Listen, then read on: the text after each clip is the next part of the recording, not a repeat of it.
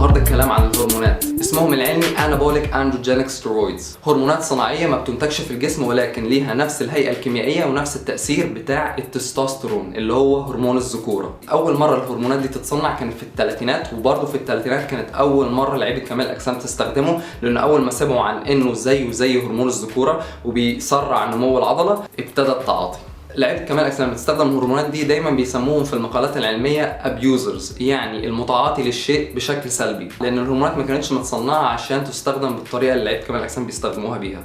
غير ان استخدام المواد دي غير قانوني في امريكا وفي دول كتير، وعشان كده دايما بيتهرب من الدول الغير متطوره اللي بيتسمح فيها انه يتباع كده عادي، بتتهرب للدول المتطوره زي امريكا وغيرها. خلونا دلوقتي نتكلم عن معلومات اساسيه وبسيطه عن الهرمونات. اول حاجه، انت ممكن تاخد الهرمون بثلاث طرق: عن طريق الفم، عن طريق انك تحقنه في العضل، عن طريق انك تحطه كجل او كريم على الجلد ويمتصوا الجلد. الجرعات اللي بيستخدمها لعيبه كمال الاجسام بتبقى تقريبا قد الجرعه اللي بتستخدم طبيا من 10 اضعاف ل 100 ضعف، وعشان كده برضو زي ما قلنا بيبقى اسمهم المتعاطيين بشكل سلبي. ثلاث كلمات ممكن تسمعهم كتير وانت بتتعامل مع واحد بياخد هرمونات: السايكل اللي هي الدوره، وهي انك تستخدم الهرمون لفتره معينه ويبقى فيه البي سي تي، هنتكلم عن البي سي تي ده بعدين. بعد كده بتبطل الهرمونات خالص وترجع لها في دوره جديده او سايكل جديد. تاني كلمه ستاكينج، وهي انك تستخدم اكتر من هرمون في نفس السايكل عشان تزق نمو العضله لمستوى اعلى. البيراميدينج، وهو النظام الهرمي في التعامل مع الجرعات، يعني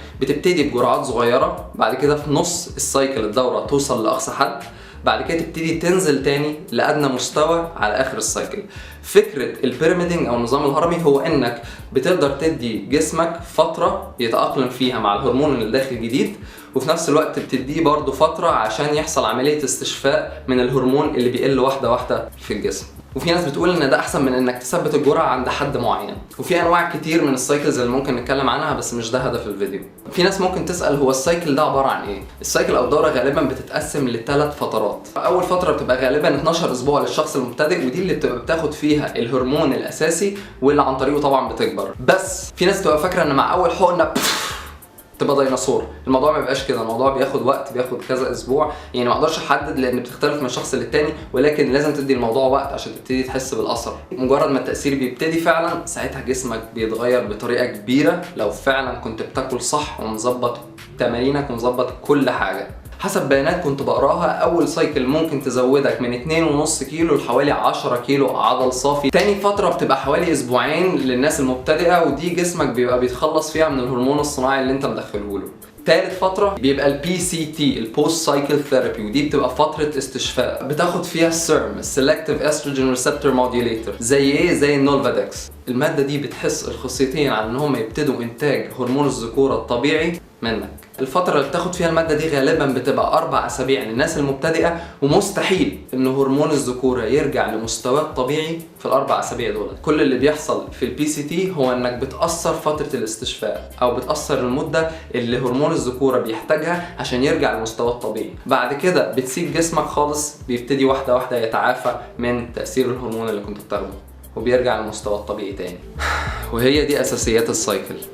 دلوقتي هتكلم عن الأعراض الجانبية بشكل عام. الأعراض الجانبية بتتقسم لمجموعتين: مجموعة قبل الانعكاس، يعني العرض لو حصل ممكن تعكسه، وأعراض غير قبل الانعكاس، يعني مجرد ما حصلت لك الحاجة انسى يا صاحبي.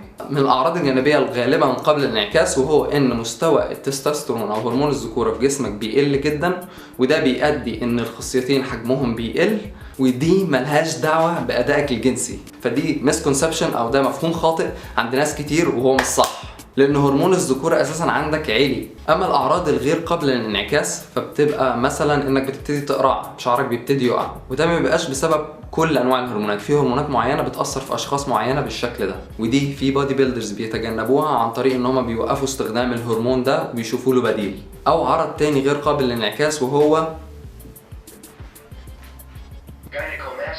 اللي قاله ده، وده بيبقى ان صدرك وحلماتك بيبتدوا يكبروا زي لا مؤاخذه المدام، ولكن ممكن برضو تتجنبه عن طريق استخدام الاروماتيز انهبيتور، ماده بيستخدموها اثناء الدوره عشان يتجنبوا تحويل هرمون الذكوره لهرمون الانوثه. شطبنا خلاص.